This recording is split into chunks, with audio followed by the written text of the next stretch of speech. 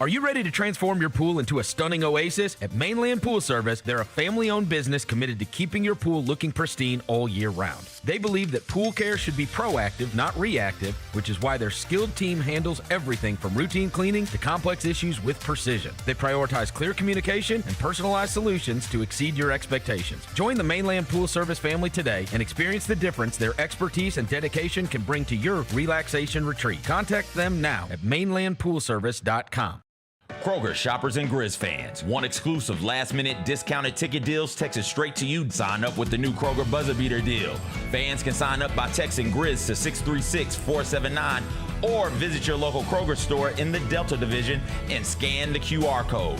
By signing up, you agree to receive recurring automated promotional and personalized marketing text messages from the Memphis Grizzlies. Consent is not a condition of any purchase. Message frequency varies. Message and data rates may apply.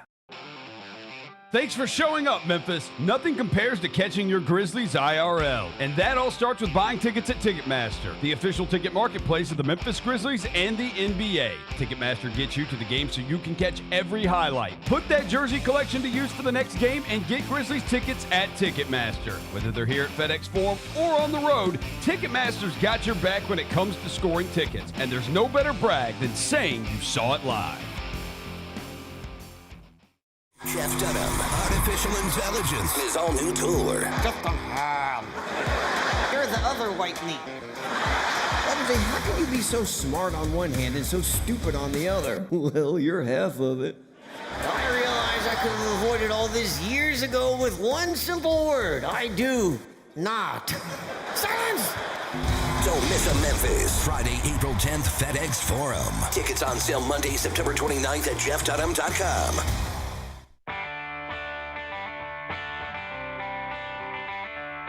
Live from the Built Ford Tough studio at FedEx Forum, it's the Gary Parrish Show, presented by Ortho South, on YouTube at Grind City Media and the official Grind City Media app. Now, here's your host, Gary Parrish.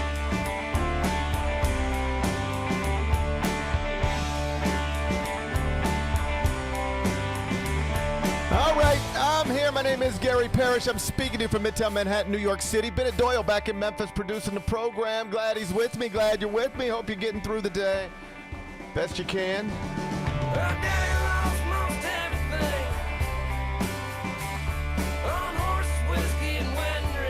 And I hope you're excited. We're one day closer to the restart of the NBA season.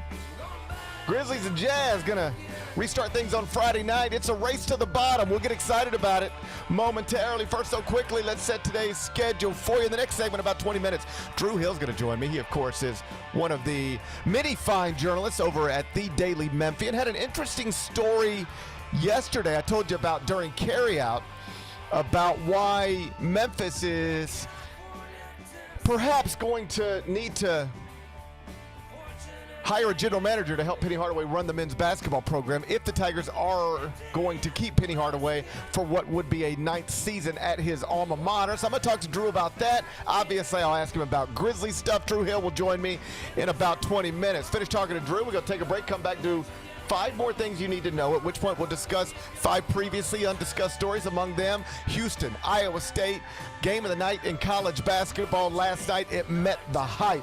Terrific competition at Hilton Coliseum. We'll spend a few minutes on that instant classic. We'll do it in about 40 minutes. We have a legal update in the Jerome Tang, Kansas State showdown. I think the KSU AD, I think he may have made a fatal mistake in his negotiations, in his tactics. I'll run you through that just a bit. While the Winter Olympics continue to unfold in Italy, the 2028 Summer Olympics are wrapped in controversy. The dude who is the face of the Los Angeles Games, he's being asked to step down. His name is Casey Wasserman. He's in the Epstein files. Whoa! I'll tell you about that a little later on in the show. Raw on Netflix. It originated from FedEx Forum last night. Hated that I couldn't be there with my little guys, but it looked like a fun show either way. I streamed it. We'll talk WWE in the third segment, and rest in peace, Jesse Jackson, civil rights icon. with strong ties to Memphis, has died at the age of 84. His family announced earlier. We'll offer our condolences during a segment we call 5 More Things You Need to Know. Then we'll eventually do GP's carryouts, and we'll call it a day. So that's the rundown. We got a lot to get to, but I did want to start with your Memphis Grizzlies because we are now just 3 days away from the Grizz restarting the 2025-26 portion of their season post All-Star break with a game against the Jazz inside FedEx Forum. On Friday night, once and for all, we're going to figure out who really wants to win less. Grizz or Jazz, winner drops in the standings. Loser increases their odds to add Darren Peterson, A.J. DeBonsa, Cameron Boozer, Keaton Wagler, Caleb Wilson, Kingston Flemings, Michael Brown, Nate Ament, or somebody like that. Big Bad Bennett, it's good to see you on a Tuesday morning. Have you settled into the ethical and totally legal tanking mentality? We got the Jazz coming to town. I watched Cameron Boozer, part of Big Monday last night. I watched Kingston Flemings, part of Big Monday last night. I'm getting excited. Those two young men could change a franchise. I watched both as well. I call it honest tanking. I don't like using the word ethical. It just sounds too aggressive, in my opinion. I like honest. Honest tanking. So we're being honest about it. We're not trying to fool anybody. We know what we're doing. I think the phrase these days, if I picked up on the email correctly, we are not rebuilding. We are moving forward. Yes, that's right. We are. Now, I was talking with Roser and Devin yesterday. This Jazz game is going to be very interesting on Friday because, you look at the standings, and really, I can spot two teams that I think that they could get past them as far as going up in the standings, and really three. It's really Dallas, Chicago, or Dallas. Yeah, Dallas, Chicago, Milwaukee are the three that I have my eyes on right now. Jazz gonna be tough. Big game Friday. And the Jazz have already been punished for their. They don't care. For their dishonest tanking. They don't care. They're dishonest. They're tanking dishonestly. They have been punished monetarily, except it circles back to something I think I told you last week. I think when we were talking to Vernon last Wednesday, I noted that I had read a column that seemed pretty smart that suggested when you're dealing with billionaire owners, like Adam Silver can levy all the fines he wants, but there's no price that's too big to pay for the increased likelihood that you add a Darren Peterson or a A.J. DeBonsa or a Kingston Flemings or Cameron Boozer or any of these guys. And so you can do something in violation of the spirit of competition to increase the likelihood that you get as good of a pick as you can get in the 2026 NBA draft so that you can draft as good of a prospect as you could possibly get, hopefully a franchise changer. You can be punished for that. All right, can't do that. $500,000. Okay, cool. Here's $500,000. Hey, if you do it again, it could be $750,000. Okay. Hi. Got it? Yeah, we got it. All right. You did it again? We told you. That's $750,000. Okay, here's your $750,000. Hey, if you do it again, it could be $1 million. Okay. You did it again? Yes, we tried to lose again. We caught you again. Yeah, you caught us again. It's $1 million this time. Okay. Here's your $1 million. I'm in the Darren Peterson business. Think about this for a second. I'm just using ridiculous rough numbers, but you'll get the point. You own an NBA franchise. It's worth $2.5 billion. You draft the next LeBron James, the next Wemby, it's worth $4 billion. Just like that. Just because you have that person connected to your franchise. Go look at what Cleveland's franchise was worth before LeBron James, when it got LeBron James, when it lost LeBron James, when it got LeBron James back, and then when it lost LeBron James again. Go look at how it fluctuates. Literally billions of dollars up and down because of the presence of a franchise changer. So you think you're scaring some NBA owner, a front office with monetary fines? Add them all up at the end of it. And the Utah Jazz got fined $6 million for tanking. But they're picking second. Would you pay $6 million right now to pick second? Yes. Yeah. Yes. Yes. So what are these fines going to do?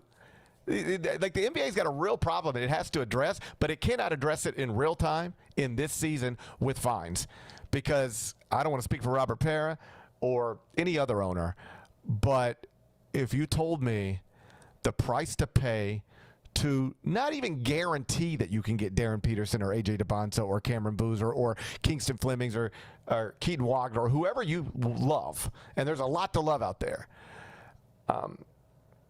If you told me it will cost you $6 million, and I can't guarantee you that you'll get one of those dudes, but you will undeniably increase the likelihood of getting one of those dudes. But the cost is $6 million. Guarantees nothing, but it does increase the likelihood that you get where you're trying to get to. $6 million for an NBA franchise is nothing. It's nothing relative to what happens to your franchise if you actually get lucky and get the player. $6 million is nothing. So you can find these franchises, threaten to find these franchises. It will not deter them. They might be a little less blatant about it, a little less in your face with it. But the tanking stuff, that is not stopping until this regular season is over. And then they can try to address it in the offseason. But in this regular season, everybody's aiming for the – not everybody, but an unusual number of franchises are aiming for the bottom. And if you think finding them and threatening to find them is going to move them in any direction, you're absolutely out of your mind. They can be a little more careful with it, a little more discreet with it, but they're going to keep trying to do what they're trying to do. And what they're trying to do is change their franchise via the draft.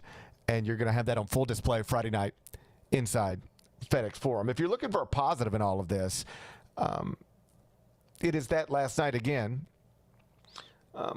It was on full display what's available in the 2026 NBA draft.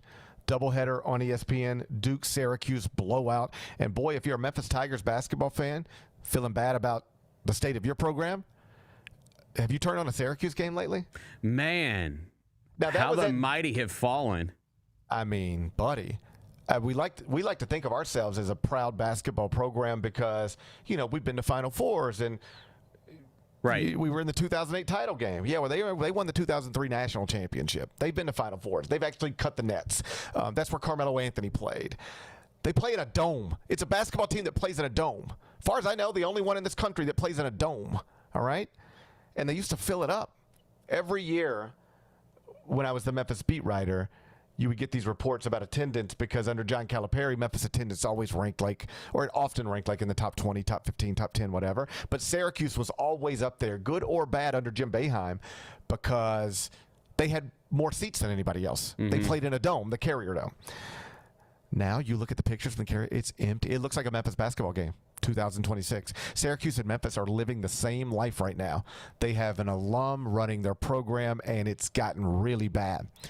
And so you're not alone, Memphis fans. Syracuse fans, I work with a lot of them here. I mean, CBS Sports is filled with Syracuse grads. Syracuse is one of the best journalism schools in the country. You're not alone, Memphis fans. If you're feeling like, what happened? How did we get here? Syracuse fans are going through the exact same thing right now. So anyway, they're on TV last night. They get blown out by Duke. Cameron Boozer, good once again. Second half of the doubleheader. It's Iowa State-Houston, a top 10 matchup at Hilton Coliseum. There's Kingston Flemings, Chris Sinak. So in a matter of a doubleheader on ESPN last night, we were able to see 3 potential lottery picks perform. And this is obviously notable to Grizzlies fans because you're going to have one lottery pick, and there's a chance you could have multiple top 20 picks. If you go to Tankathon right now, they have it projected where the Grizzlies in this moment would be picking 8th and 17th, and with the 8th pick selecting Nate Ament from the University of Tennessee, with the 17th pick selecting Thomas Houck from the University of Florida. Now, to be clear, that ain't what we're aiming for. If we're picking 7th and 18th, you know, we didn't get as lucky as we would have liked, but or if we're picking 8th and 17th, we didn't get as lucky as we would have liked. But, I mean, in that 8 range, just to put a bow on this, and then we'll get to Drew Hill. You're not going to be able to get a Darren Peterson at 8, a DeBonsa at 8, a Boozer at 8, probably not a Caleb Wilson, Kingston Flemings at 8, but Michael Brown could be there. And he averaged like 30-something points a game last week for Louisville. Keaton Wagler could be there. And he's maybe the best player in the Big Ten after being a sub-100 prospect in the class of 2025. He is maybe the best individual story in college basketball.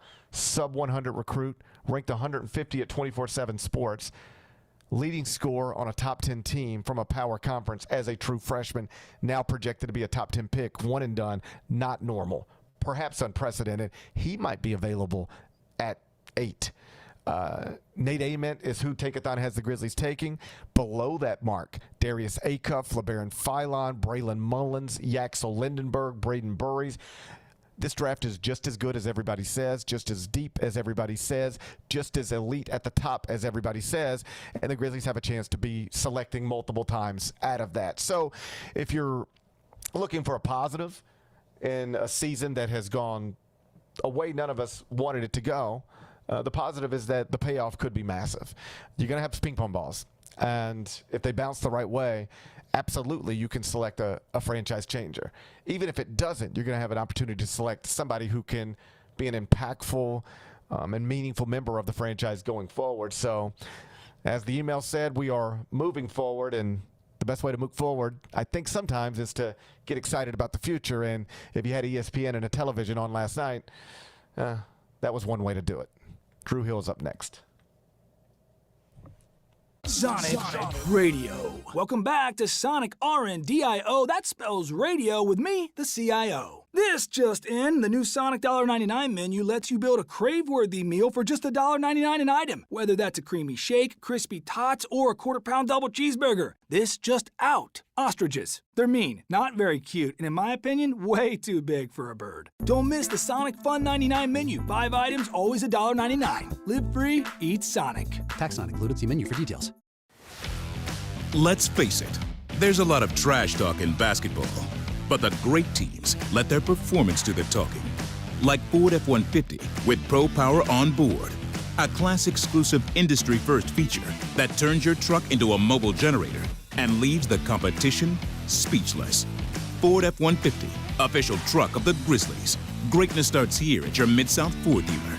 Class is full-size pickups under 8,500 pounds, GVWR.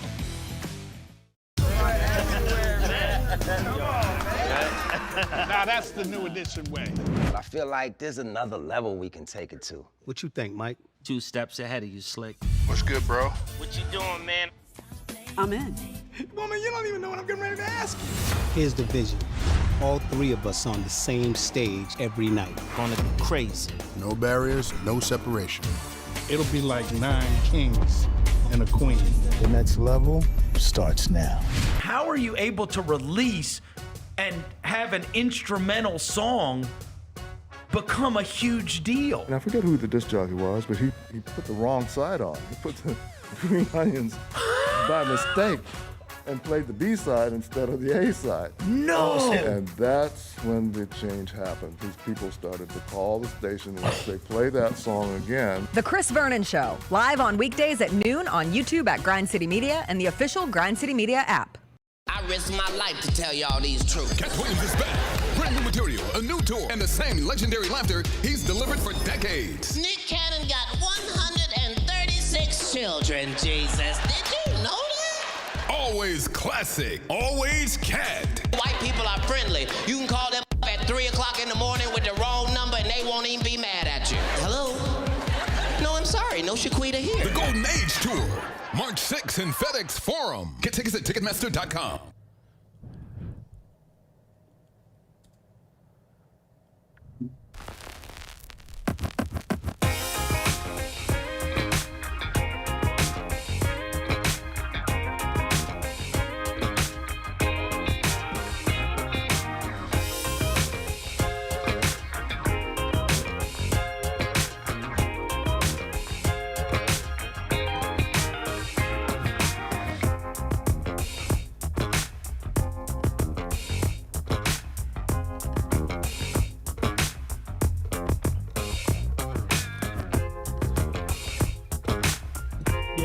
back. Gary Parrish Show, presented by Ortho South. I'm in New York City. Bennett Doyle back inside the Built Ford Tough studio producing the program. And now I'm joined by Drew Hill, who, of course, covers the Grizzlies and other things for the Daily Memphian. He joins me now on Zoom. Drew Hill, it's GP. How you doing? What's up? How are you, GP? Everything's good. I know it was a big day at the Hill family home today. How's everything going? Smoothly, I hope. Yeah, probably as smoothly as it can go. We dropped our kid off at daycare for the first time this morning. Mom cried quite a bit. I'd be lying if I said it wasn't a little bit emotional for myself. It's funny. So she was born early, so then daycare obviously gets messed up when you're born sooner than you expect her to be starting daycare and mom going back to work. So, It kind of messed up the plans a little bit. And last week I was at home with the baby, and I joked on our podcast with Chris. It's sort of similar to the situation with the Grizzlies where I was just catching L's all week long. Yes. But it was about development, right? This was about development. It was about getting better. It was about preparing for the future. And so that was okay. And so Daddy Daycare went... It was an adventure for sure last week. So now to move on to real daycare was a little bit better, but it was good to have that week. Daddy Daycare, fast, man. Daddy Daycare is something, man. If you ever want to appreciate any mother, but particularly a single mother, try to be in charge when mommy goes out of town for a few days. I can remember one time when I think maybe Aiden was in elementary school. And Kelly was out of town for whatever reason, and everything was on me. Like, suddenly it was all up to me. And I'm good at some stuff, I guess, but not that. And I remember, like, almost breaking down one point. Like, I had a moment where I was like, I can't do this. Like, the idea that I have to get him up, make sure he's got all of his stuff in his backpack, it's all ready to go, and I have to get him properly put together and with everything he needs. I have to get him to this place by this time. Like, I can't do this. And I genuinely remember one day, this is not proud, I kept him home from school only because I was just overwhelmed. I was just like, buddy, we're not going today. Like, I can't do this. So we're just going to stick at home. So I know what you were going through last week. I know what you went through this morning. I understand the emotion from one father to another. Let me tell you, it does get easier as the days go on, and much easier with additional children. By the time you get to kid 2, kid 3, it's like you're not crying about daycare. You're crying that it ain't open yet. Like, you're crying that you got to go pick them up. Well, you're wondering why they can't just keep them a little longer. Yeah, all I heard during the ice storm was like, man, I just can't wait for my kids to go back to school. And I was like, what are you guys talking about? This is great. I get to spend all this time with my little baby at home. And then I know one day that time will come. It hasn't happened yet. And it's true. Like, they just grow up so dang fast, yes. Man. Like, at first they're just this, I don't know. They don't even feel human yet. They don't do anything except for sleep and poop and cry or whatever. And then they start to smile at you and they look at you and you're like, oh my gosh, I'm responsible for this thing? Me? What did I do to be responsible for this thing? But it's I can tell you what you did. I know exactly what you did. This is a PG show. No, you're never prepared. You're not ready. You couldn't possibly be. You feel ill-equipped. And then you just get through it as best you can. Yeah. You just get through it as best you can. So Godspeed, good luck, all of that stuff. But I'm sure it's going to go smoothly. Everything will be fine. Let's talk Grizzlies. The email went out yesterday to season ticket holders. No increase in season ticket pricing for the first time in years. That makes sense to me. Did that make sense to you? Yeah, it made sense to me. I obviously thought the message was a little more interesting than the news that the price didn't increase. Of course, with tickets nowadays pretty much everywhere, it's funny because we went to the Tottenham Hotspur game in London on the Grizzlies trip and sat next to a couple that was, big Tottenham Hotspur fans. And they were complaining about how the price of tickets goes up every single year. We said, this isn't unlike what's happening in America right now, where fans complain about the price of their season tickets going up and up and up. And so I guess it is somewhat notable that they didn't raise the price, but I think given the state of the team, it makes some sense. I was more interested in the note. The note essentially tried to assure fans that this isn't going to be some long rebuild, that they have a foundation to work with. It aligns a lot with what Zach Kleiman said after the trade deadline, and sort of acknowledged that this is a really hard thing to do, to trade away star players, to embark on a new era for the team.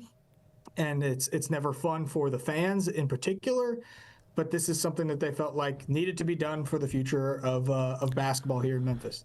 The phrase that got most of the attention was moving forward, not necessarily starting over, but Ja Morant clearly not mentioned. Have we reached the point, just to get it on the record, like there is no future with Ja Morant? He will not be a member of this franchise moving forward for one reason or another.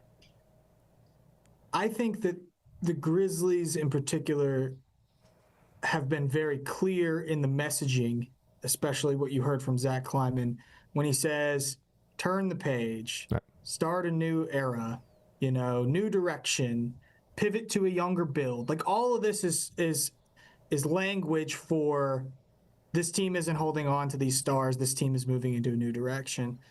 I'll just say this, though. Until the book is fully closed, and the Grizzlies are the ones that have to close it, the book is not closed.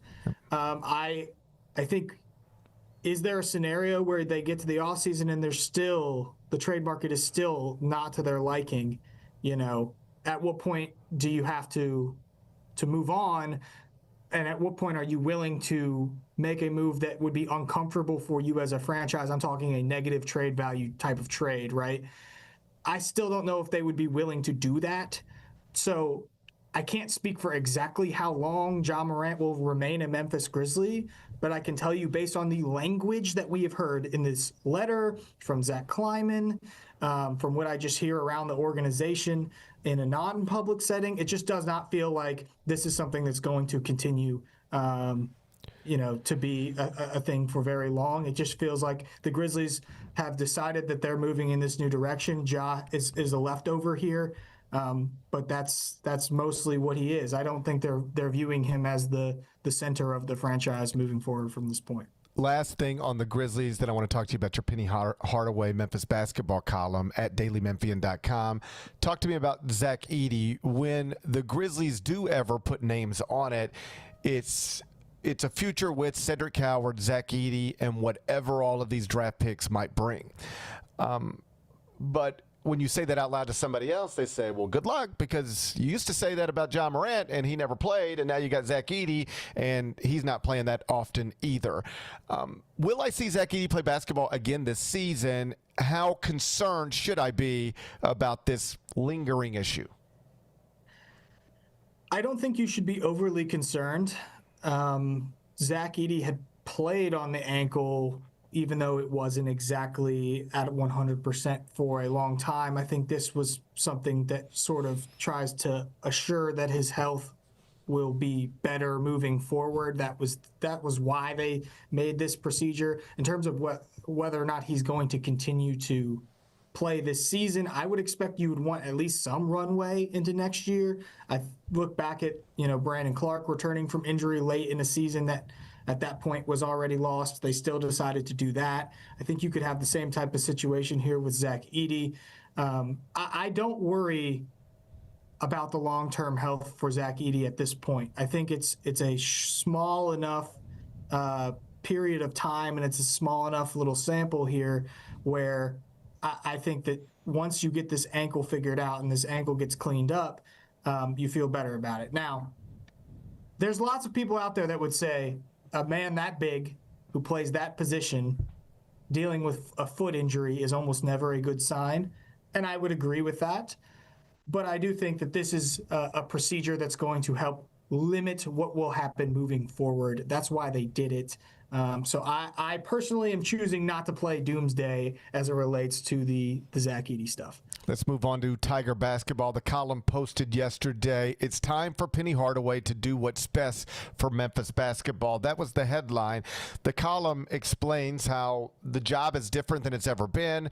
General managers are a real thing in college basketball. Most of the best programs have them. It's time for Memphis to get one. I'll let you take it from there. Yeah, this is something that came up on my radar from talking to people around Tigers athletics.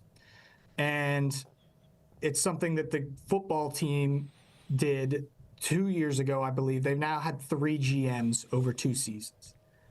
So it's a very important role.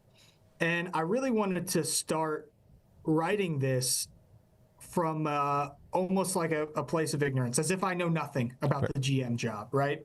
And I started at ground zero, and I started to ask folks in different athletic departments, folks that represent players, people involved with college basketball. There's a lot more people that I talked to for this column than even appear in the story, just so that I could get a very good understanding of what college basketball looks like.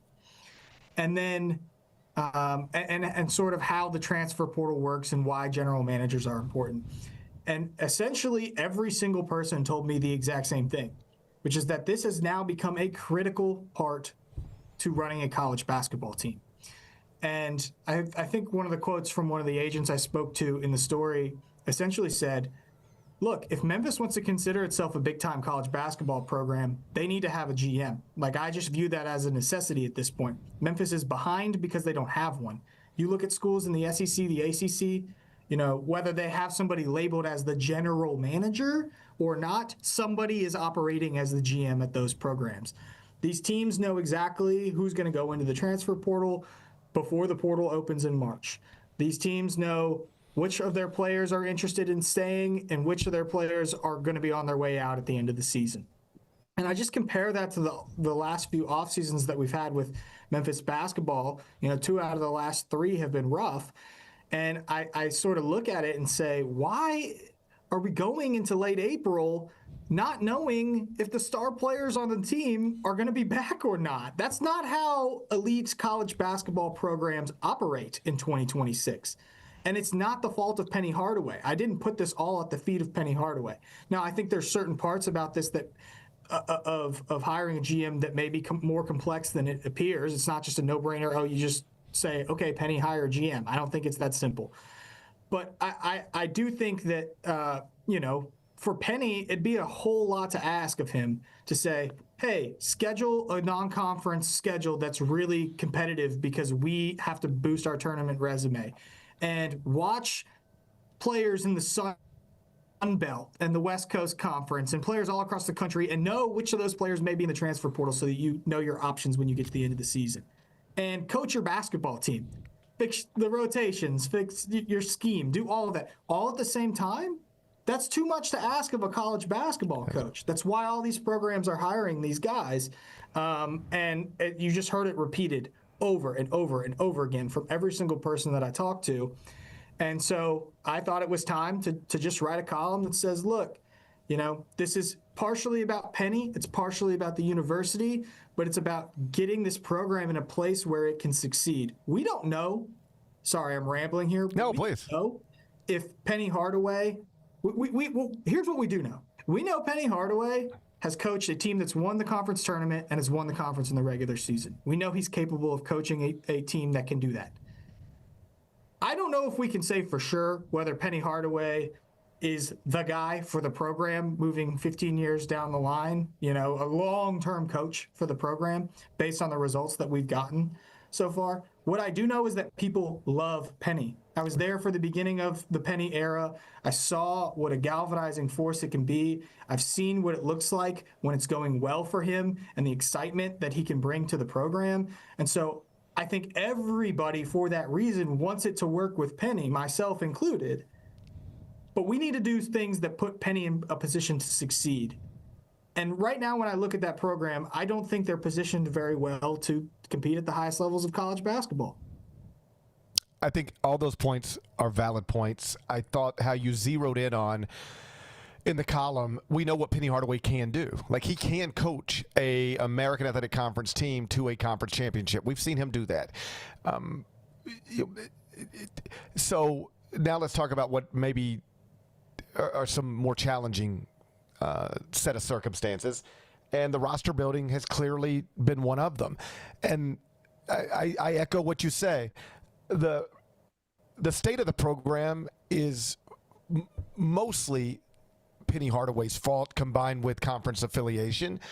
But the truth is, he is being asked to do, perhaps by his own willingness or stubbornness, but he's being asked to do too many jobs. There's not enough hours in the day. You cannot be trying to prepare for 2 games a week, running practices, and also have a good idea of who you're going to keep, who you're not going to keep, who's available, who's not available, how much it's going to cost. You need other people doing that job. Most other programs that want to operate in a certain way are now operating that way. And it's not, frankly, too indifferent to my own career. If you'll allow the analogy or comparison, when I got hired at CBS Sports, my job was to write in the season 3 columns a week, and outside of the season 1 column a week, and try to break news when you can. That's the entire job description. Fast forward over the next 20 years, my job now requires me to fly every Monday, fly every Thursday, be in a television studio every Tuesday and Wednesday night, do CBS Sports HQ, host a podcast 4 times a week, do it for television during the day, rank 26 basketball teams every morning during the season. And it got to a point where I have to sit down with my bosses and just be like, hey, there's no longer enough hours in the day. I can't do all these things. And so what do we want to take off of my plate? Okay, stop worrying about the breaking news thing. We'll deal with that in another way, because you got to be on the phone all day long with agents to be able to do that. And I don't have time to be on the phone all day with agents. I'm ranking basketball teams and talking on TV and podcasting and blah, blah, blah, blah, blah. You got to take something off my table. And because you try to do all those things, you can't do any of them well. You're cheating every bit of it. Penny's in a similar situation here. To run a men's college basketball program at a high level these days, it's not just about recruiting in July, going to Peach Jam, offering some scholarships, and then going to play golf. I mean, you got to be on this stuff every day of the season. You need to know when your season ends, when that transfer portal opens, who you got, who you don't, who you can get, who you can't, where you're going. And clearly, after last season, he had no idea. I can explain to you why. I can explain it, but it doesn't excuse it, because the byproduct of that is this bad season. So if you're going to keep him for year 9, and that's a conversation, that might need to be had as well. But if you are going to bring him back for year 9, he needs help. He needs help in the general manager position. And you were the first one to write it and say it, and I thought you did it well. Thanks. Yeah, I mean, I agree with everything you said there, and I would just add too, it's not just about hiring a general manager for Penny Hardaway. It's about hiring and empowering a general manager for Penny Hardaway, because we have seen him have staff members that have been able to help him get players. Those staff members, for the most part, are not on this roster anymore. Now, Penny Hardaway himself can go get players, but that's a tall task to be doing alone as a college basketball coach. So it's equally as important that Penny Hardaway empowers this person that he's going that potentially would be a general manager if you want this to work. And so I would just note that as well. I think that's where Penny's responsibility comes in on this. It's the university's responsibility to put him in a position to succeed. That's where Penny's responsibility lies, is empowering and allowing this person to have control of a program that means so much to you and you are so protective of. And so we'll see what happens moving forward, but I think that there are probably some necessary changes coming to Memphis basketball. I don't doubt there's any I don't have any doubt there are changes coming, whether it's staff stuff, general manager stuff. There's going to be an overhaul over there on some level, if he's still the coach. But, as the story was getting passed around yesterday, I did see a little, and I never want to give credence to like 3 random people on the internet somewhere. I'm not of the opinion that everybody's opinion matters or should be taken seriously. But I also am on Twitter and I see things, and it was like a general manager, like that's not the fix. We're about to be through 8 years with one NCAA tournament victory. How long are we going to keep doing this? Like that's out there as well. So as somebody who's been doing the reporting on a day-to-day basis in preparation for this column, do you get the sense that that's even on the table, or is your understanding that the most likely scenario is that Penny Hardaway is back for year 9, but with a different support staff and different people around him? What do you think is most likely when year 8 is done? I land that it's more likely Penny Hardaway is back for year 9. Okay. Although I would say I think it's totally fair for people to ask those questions. You know, I don't necessarily disagree with those people. I think that this is a very complex situation because of Penny's clout, right? Because Penny has so much support here and because of what he means to this community. And so that's a very hard thing to do. I don't envy Ed Scott's position. You know, if this season continues to go the way that it has gone, and Penny's not able to really like coach his way out of this and go win a conference tournament or something like that, which I suppose is still on the table, although it seems unlikely. You know, I still think that everyone wants this to work with Penny. And for that reason, and because Penny is he's spoken about it, feels so strongly about being the person to uplift the program and take it to a new level, or I guess bring it out of the depths a little bit. You know, I just have a hard time seeing Ed being able to say that we have to move on from this guy at this point, right? Like that's such a hard thing to do. And so I definitely don't envy his position if that's a decision that he ends up having to make. So my question here is like, even if you overhaul the staff and you make these changes, like the timing of it is still peculiar, especially if you read the column, because you've got player agents telling me deals are done now before the portal opens in March. So like, you're not going to be prepared even at this point. And so then you're going to go into next season with what feels like a similar situation. So I think those questions are fair. I don't have any sort of pushback against those comments that I got on the column. But I do sort of lean that it'll be Penny again next year for year number 9. That makes sense to me. That is Drew Hill from the Daily Memphian. Make sure you're reading him at dailymemphian.com. He is on X at @DrewHill_DM, at @DrewHill_DM. Buddy, I appreciate your time. Wonderful column. Good luck with the daycare pickup. I trust it's going to go perfectly. Yeah, hopefully it does. Thanks, guys. See you later. All right, I'll see you. Bye-bye. That's Drew Hill from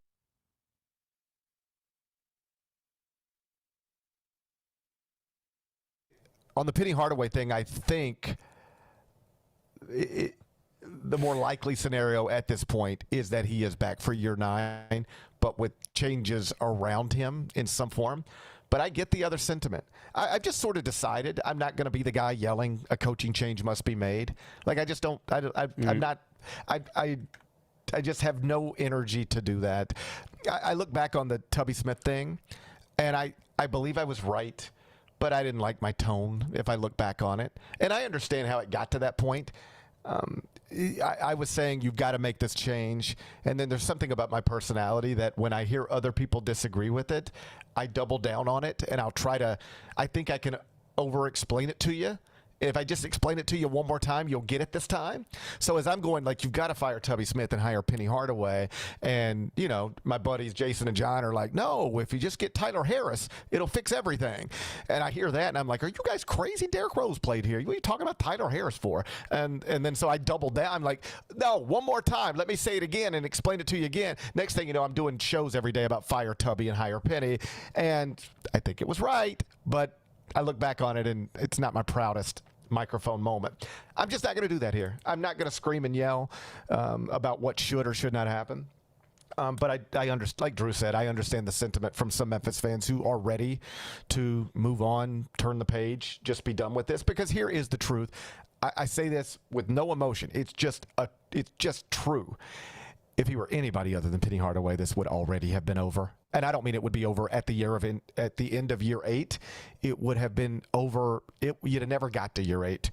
Literally no other person on the planet other than Penny Hardaway could have gotten to year 8 with all of the stuff that has happened connected to the program under his watch and the lack of success relative to any sort of normal Memphis historical standard. I'm not joking. Nobody other than Penny Hardaway would still be the coach at Memphis under these circumstances. But he is Penny Hardaway, and that's not nothing. And that does complicate things, and I totally get it. I totally get why a different coach, you'd pull the trigger on it after this season. You just would. But with Penny, you might try to give it one more shot to work by doing A, B, and C to put him in a position to hopefully succeed. That sounds like where we're going, and I don't know that I agree. On some level, it does kind of feel like you're putting off the inevitable. I will acknowledge that, but I also understand it. Where are you at on it? I think that it's a great point about the overhaul. I mean, listen, I'm you know where I'm at on it. I think he deserves the chance to right this ship. And I really liked Drew's article because, when y'all were talking about it, I was looking up just high-level Division I basketball programs that have general managers that are doing this, right? And there are comparable programs that are doing this, comparable to Memphis, right? Sure. Athletic departments that are comparable to Memphis. And so it does make a lot of sense. Like, I think that he got in a situation this year where a couple guys, a couple big-time contributors for last year, you wait a little bit longer hoping they're going to come back. They don't. Then you're scrambling. You're trying to find guys last minute. And I just think having a voice in that athletic department and someone who's just going to be good at that, going and having relationships, being able to go and get in with players without Penny having to be everywhere. I think that's something that could benefit them a ton. For all of those reasons and many others, we'll put a bow on this and then move on. But in theory, if you've got a general manager right now, like it's February 17th, you're a basketball program, you've got a general manager. What that general manager is doing today, he's already had a million conversations with his head coach, and he's saying, all right, who do we want back? Who do you want out of here? Okay, I want A, B, and C back. All right, I'm working on that. You're already working on deals for next year. Hey, PJ Haggerty from last year. Hey, let's go ahead and get this knocked out now. A basketball coach doesn't really have time to deal with that. You're dealing with you're trying to win a conference championship. You got a game tomorrow, yeah. Yeah, the general manager's like, all right, I know who my coach wants back. He wants these 4 guys back. I'm going to start, now I'm on the phone with their agents today.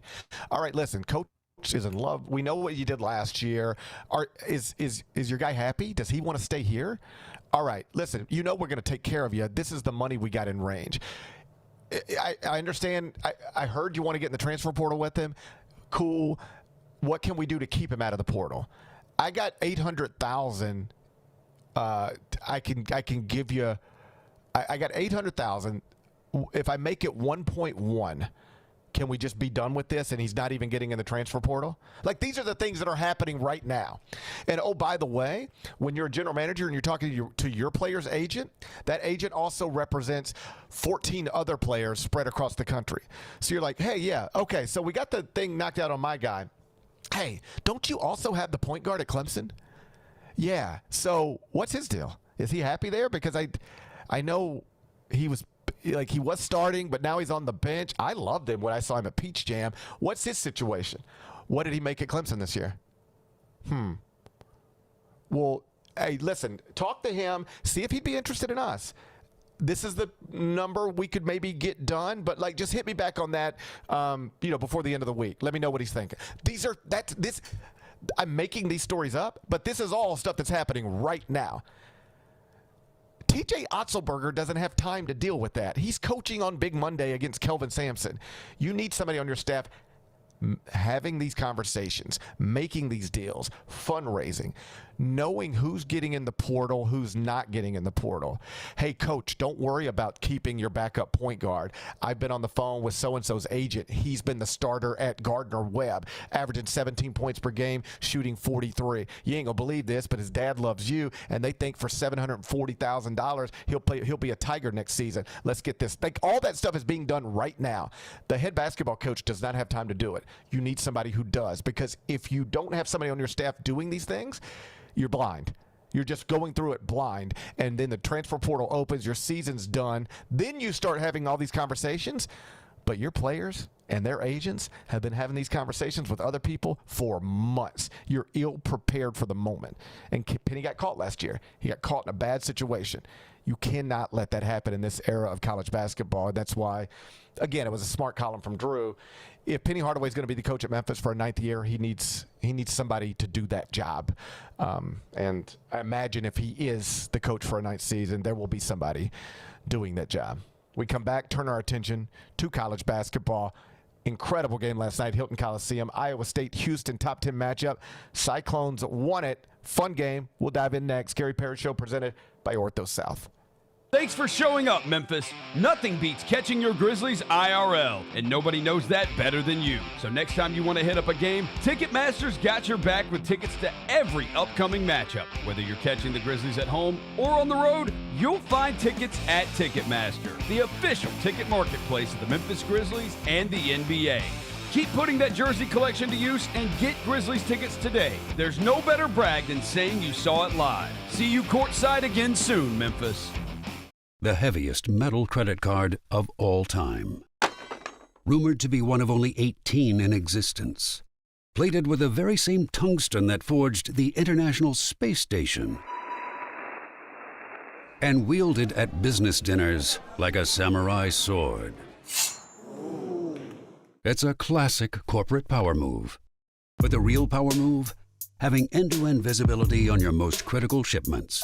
FedEx, the new power move. Nate Bargatze. Look, I say a lot of dumb stuff.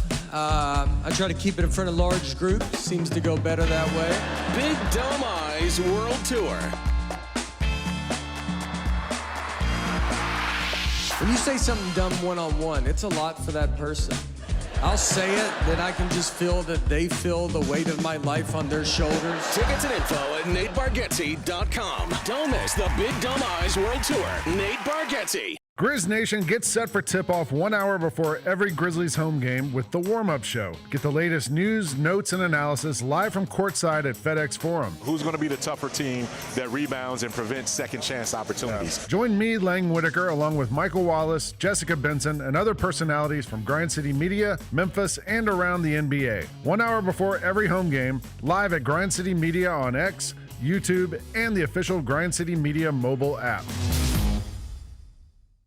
Kroger shoppers and Grizz fans. Want exclusive last-minute discounted ticket deals texted straight to you? Sign up with the new Kroger Buzzer Beater deal. Fans can sign up by texting Grizz to 636-479 or visit your local Kroger store in the Delta Division and scan the QR code. By signing up, you agree to receive recurring automated promotional and personalized marketing text messages from the Memphis Grizzlies. Consent is not a condition of any purchase. Message frequency varies. Message and data rates may apply.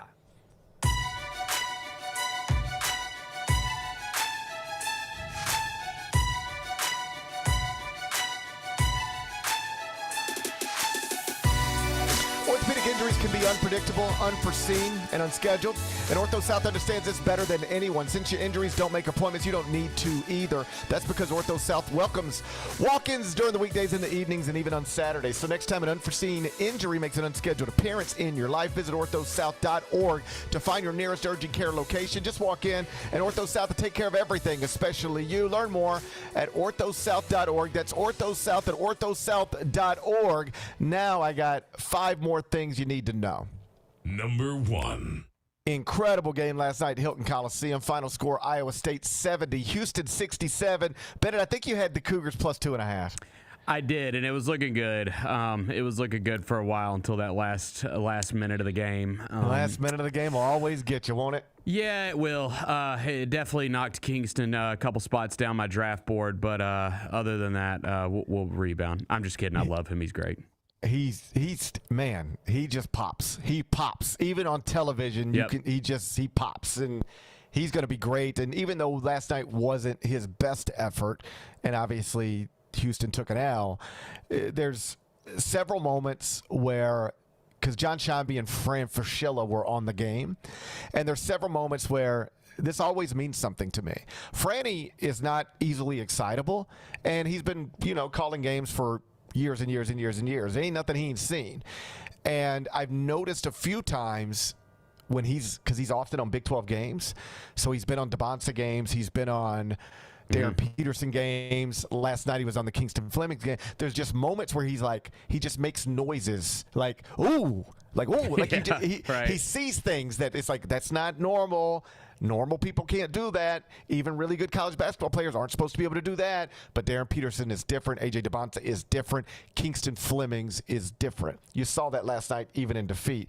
Broadly speaking, sort of what I wrote in the top 25 and 1, best thing you can do these days is like plop down in front of a television on Monday night and just turn on ESPN, because Big Monday is delivering.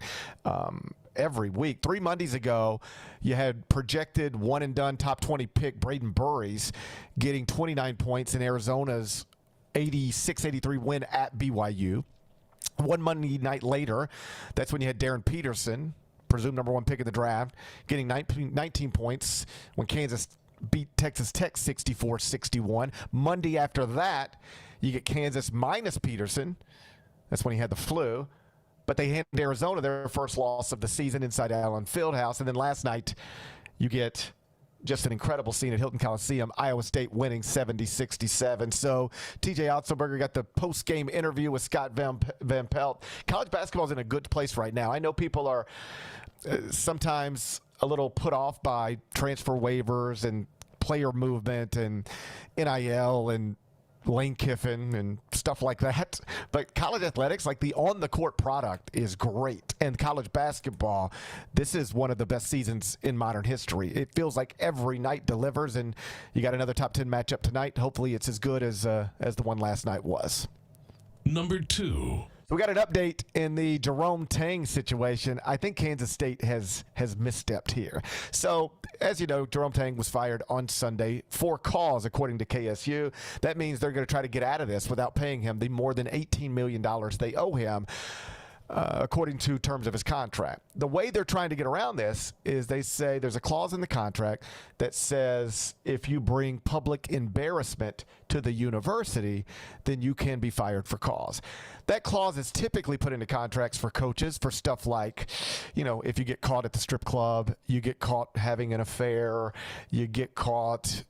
And really, it's not even get caught having an affair. Get caught having an affair, and also we want to fire you. Get caught having an affair, and you're awesome at your job. We'll keep you. We'll help you cover that up. But get caught having an affair, and we want to fire you. Now we can trigger this clause. So, at Michigan in football, Sharon Moore fired for cause. Oh, he violated that contract like crazy.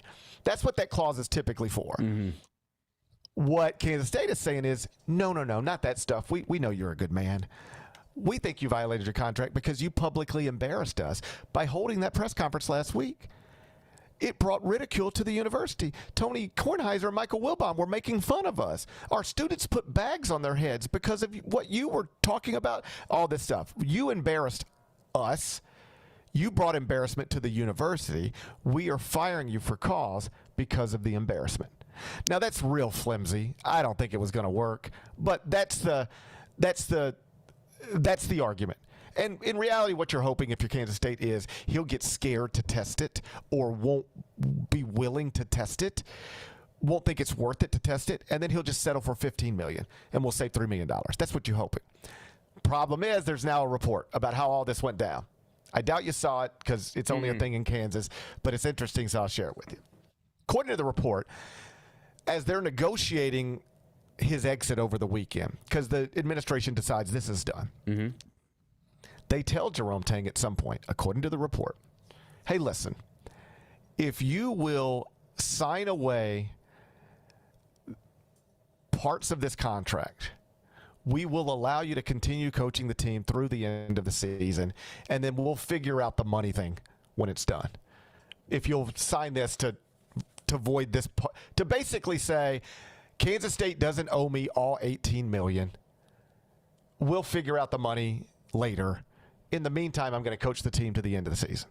So basically, hey, if you'll sign something that doesn't obligate us to pay you everything your contract says we owe you, we'll let you keep coaching for free. What? Are you stupid? I'm not doing that. No, I'm not signing anything. I already signed something. It's that contract that you're holding. It says you owe me $18 million. If you're going to fire me, give me $18 million. Here's the problem for Kansas State now. Of course, Tang turned that down, but here's the problem. If the reporting is true and they can prove it, and I trust that they can, how are you going to square these two things if you're Kansas State in front of a judge? The judge is going to say, so you fired him for cause because he publicly embarrassed you. That's what you're arguing. Yes. Okay. But you were willing to let him keep representing your university in a very public manner for weeks if he would have just done this thing you wanted him to do? If he publicly embarrassed you so badly that he could no longer continue in his job, so you could fire him for cause, how do you square that you were willing, by your own admission, you were willing to let him continue representing your school if you just sign away his rights of his contract? Doesn't sound like you were too publicly embarrassed. You were going to let him keep going out there representing you, wearing purple, on TV representing you. Now you're arguing you were so embarrassed you had to terminate him for cause? No. This will never get to a courtroom now. I wouldn't be surprised if by the end of the week, Kansas State is already announcing, we're just going to pay him and be done with this. Because you're not going to win this, and now it's a PR mess for you. As somebody else pointed out, a week ago, Jerome Tang was the most unpopular coach in America, and firing him was the popular thing to do. But because of the way they did it and how they tried to get squirrely with him and, take money off his table, now Kansas State's the villain and Jerome Tang's the victim. They flipped the whole narrative connected to the whole thing in a stupid way. Jerome Tang fired at Kansas State, but he's going to get his $18 million. Now the question is the AD going to keep the job? Is the chancellor going to keep the job? Because once things blow up in this way and become such a public mess, usually somebody else has to pay for that. Number 3. So, Casey Wasserman's an important person. He's been running the Wasserman Group and all that it entails for a long, long time. He represents artists, athletes. He is the face of the Los Angeles Olympics coming to America in 2028, and he is now being asked to step down because he popped up in the Epstein files. Have you followed this at all? He popped up in the Epstein files. He was getting a little too flirty with Ghislaine Maxwell. An email. Can't flirt an email with Ghislaine Maxwell. I don't think you can in this day and age. No, I do not. And so it now sounds like he's going to lose his place in this world because of these disclosures. Chapel Roan was one of his clients. She had already distanced herself from him for obvious reasons. I think if you know anything about her, strikes everybody as the type who wouldn't stand aligned with somebody who was caught up in this type of stuff. So she acted quickly, but other people were acting. And then you see how it just spirals. It's Chapel Roan, then it's somebody else, then it's somebody else. Then one day later, you're announcing you're going to sell your talent agency. Then one day later, the mayor of LA is asking you to step down as the face of the Olympic Committee. This is the way it's been happening overseas, not so much in America with the Epstein files. Over here, people just go, well, it's a hoax, and everybody just kind of moves on for weird reasons. But in Europe, men have been paying a price for being caught up in this, most notably Prince Andrew. And now, at least in the United States, here's one person who is going to pay a serious price. Reputation damage, sure, but real tangible things. He no longer has things that he had just a week ago because he's caught up in these files. And I was listening to a podcast about it maybe last week when the most recent dump just sort of was out there. And it was this editor at a prominent paper who is, they're tearing through every word of this, what they can see, because it's nonsensically redacted in areas, in troubling ways. But the way this editor explained it was like, we could have a staff of 20 people reading these files every day, going through these files every day, and it would take us 4 months just to get to the end of what we got right now. So when people act like when you hear people say things like, and the Epstein files, more got released, and like, so what's out there? It's impossible to know what's out there immediately, or within a days, or within weeks, or according to this editor, even months, because it's just so much stuff.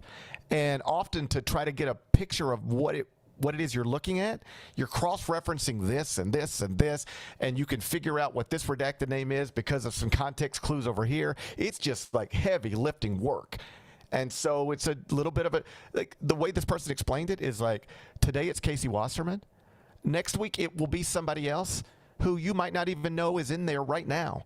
But like their name's somebody's gonna find their name and then figure this out and then find this email, and it'll be somebody totally new apologizing for something a week from now that is out there. But it's like, think of a pile of trash and you're looking for one thing and you're just digging. Like, hey, I've been digging for 4 days. Okay, well, keep digging because you got 40 more days of digging to do. And it might be day 38 before you find the thing you were looking for. There's just a lot of digging. That's where we're at. So we'll see the impact it has on the LA Olympics, but there's your California controversy for the day. Number 4. Raw on Netflix originated from FedEx Forum last night. I streamed it. I did as well. I regret, it was up to the last minute whether we were going to go or not, and I was just like, I've been to the last couple, so I kind of wanted to see what it was like on TV and just watch it with the boys. And we're going to Sound of Music tonight at the Orpheum, so that's a lot of nights downtown. So yep. So, anyways, we watched it, and I thought it was great, man. It looked like a great crowd.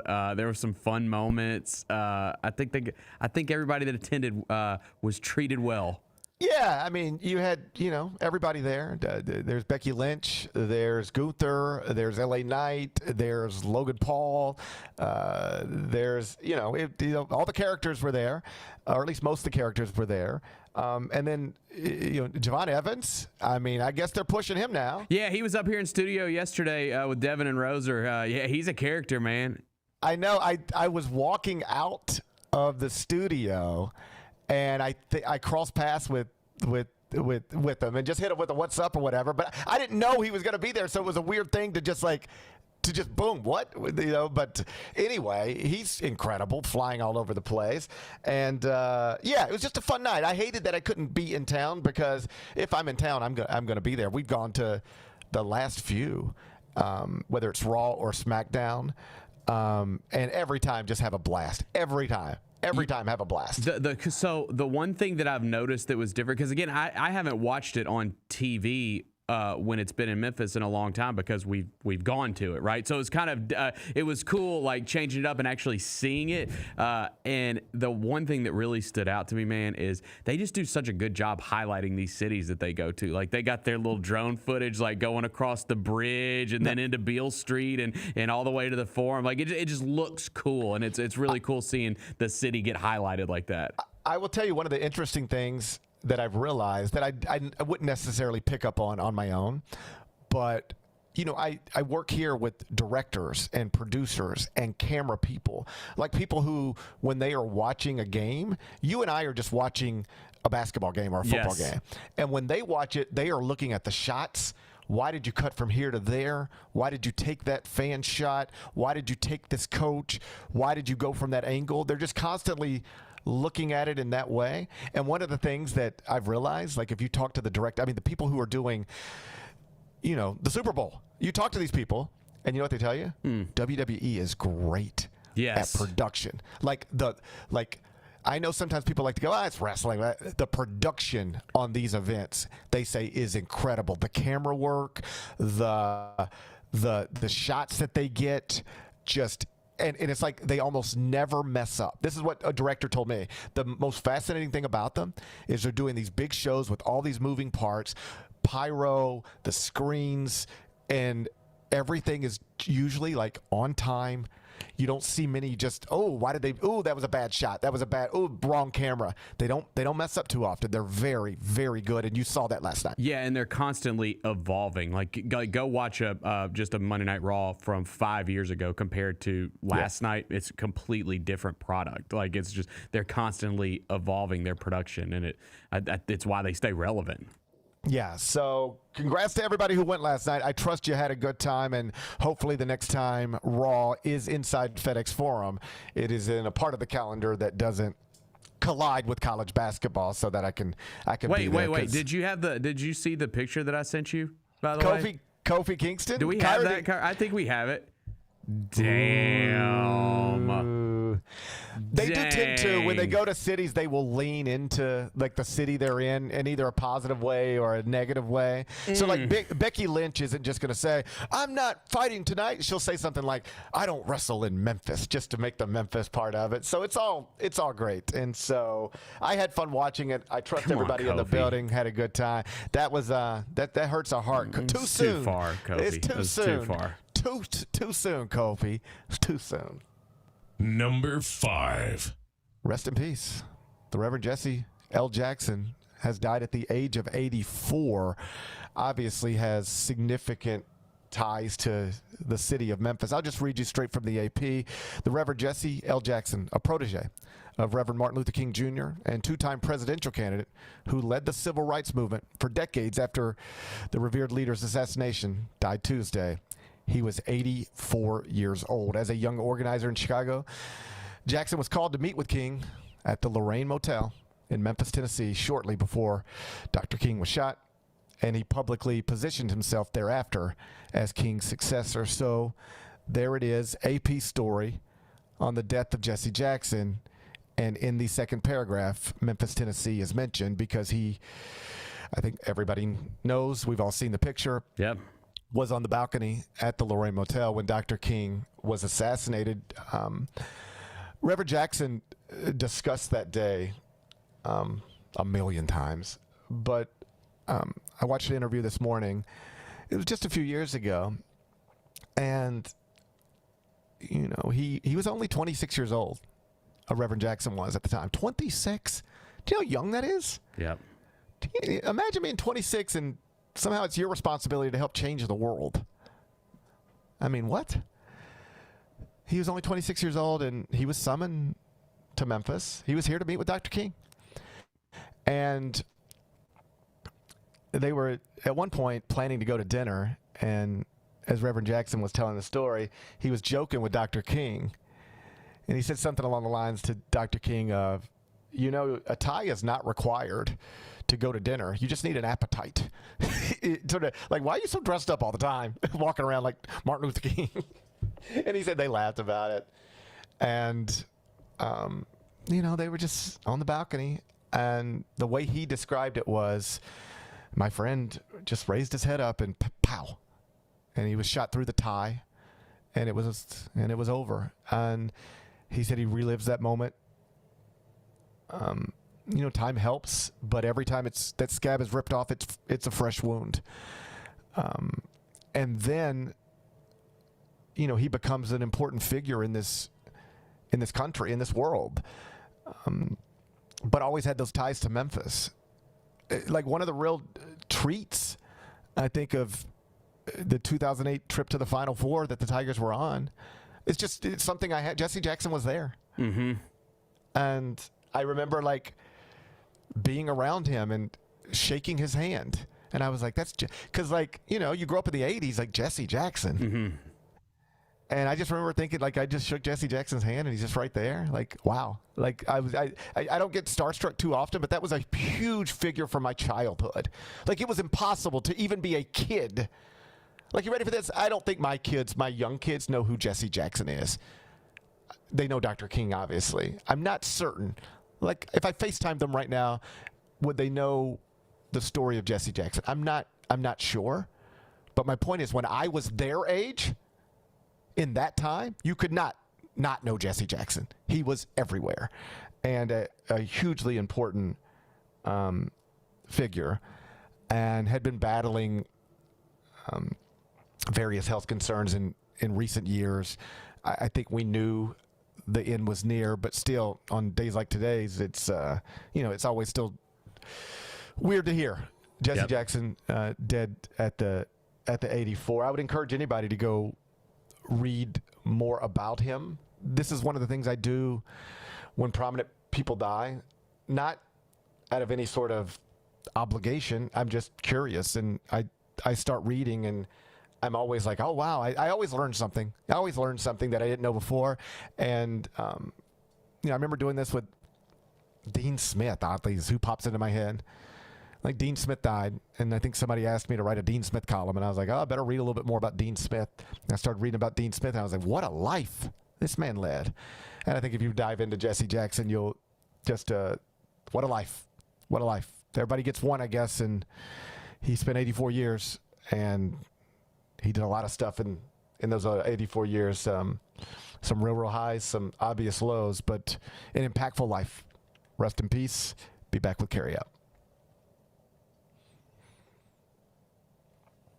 Grizzlies fans, dunks, dimes, and no-looks are great on TV, but nothing compares to catching them IRL. And that starts with buying tickets at Ticketmaster, the official ticket marketplace of the Memphis Grizzlies and the NBA. Ticketmaster gets you to the game so you can catch every highlight in person. From seeing your favorite Grizzlies stars up close to hearing the squeak of the sneakers on the hardwood. Put that jersey collection to use and get tickets at Ticketmaster. There's no better brag than saying you saw it live. See you courtside, Memphis.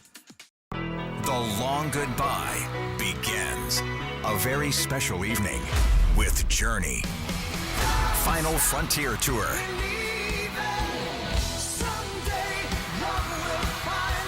Journey. Tickets are on sale now at journeymusic.com. Your chance to say goodbye to the songs that changed our lives. Journey. Final Frontier Tour. Hey Grind City, got uninvited house guests? When it comes to bugs, we don't bluff. We Terminex it. Don't let a pest problem spin out of control. Our pest-free 365 Plus plan protects against up to 39 different kinds of pests. Even better, Grizz fans can take $50 off by visiting Terminex.com and enter code SAVE50. Terms apply. With more than 95 years of experience squashing pest issues big and small, we're set to square off against the toughest bugs out there. Own the 2025-26 Grizzlies season with the 10-game Flex Pack, the ultimate way to catch all the action on your terms. Choose your favorite matchups from intense rivalries to weekend thrillers and customize your pack to fit your schedule. With 10 games to pick, you'll never miss the moments that matter most. Visit Grizzlies.com/packs today to build your perfect ticket pack and cheer on the Grizzlies your way. It's your team, your season, and your schedule. So don't miss out. The Grizzlies are proud to team up with Prime Global Group, a company on a mission to redefine real estate investment. By leveraging deep experience, strategic insight, and robust resources, Prime Global Group is shaping a smarter, socially responsible future. Whether you're an investor or simply curious, now's the time to explore innovative strategies that align with your values. Join the movement and discover how you can be a part of this exciting evolution. Visit primeglobalgroup.net to learn more and connect with the team today. That's primeglobalgroup.net.